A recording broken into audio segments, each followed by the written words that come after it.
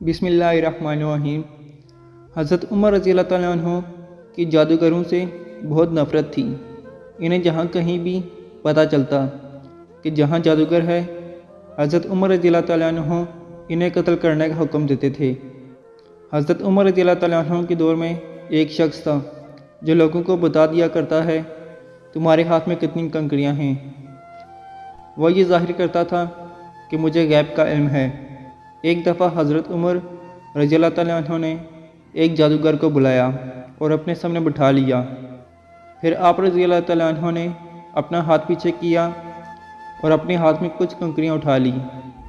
پھر جب جادوگر سے کہا چل بتا میرے ہاتھ میں کیا ہے، جادوگر نے کہا کہ آپ کے ہاتھ میں کنکریاں ہیں۔ پھر آپ رضی اللہ تعالیٰ عنہ نے فرمایا بتا کتنی کنکریاں ہیں، جادوگر نے کہا 5 کنکریاں ہیں۔ آپ رضی اللہ تعالیٰ عنہ نے اپنا ہاتھ پھر پیچھے کیا اور پھر کنکریاں اٹھا لی۔ پھر فرمایا اب بتا میرے ہاتھ میں کیا ہے، جادوگر نے کہا کہ آپ کے ہاتھ میں کنکریاں ہیں۔ آپ رضی اللہ تعالیٰ عنہ نے فرمایا بتا کتنی کنکریاں ہیں، جادوگر نے کہا مجھے نہیں پتہ۔ ساری محفل حیران رہ گئی، آخر یہ کیا ماجرا ہے۔ پھر آپ رضی اللہ تعالیٰ عنہ نے فرمایا پہلے جب میں نے کنکریاں اٹھائی تھی تو مجھے بھی پتہ تھا میرے ہاتھ میں کتنی کنکریاں ہیں، اس جادوگر نے میرا دماغ پاڑ لیا تھا۔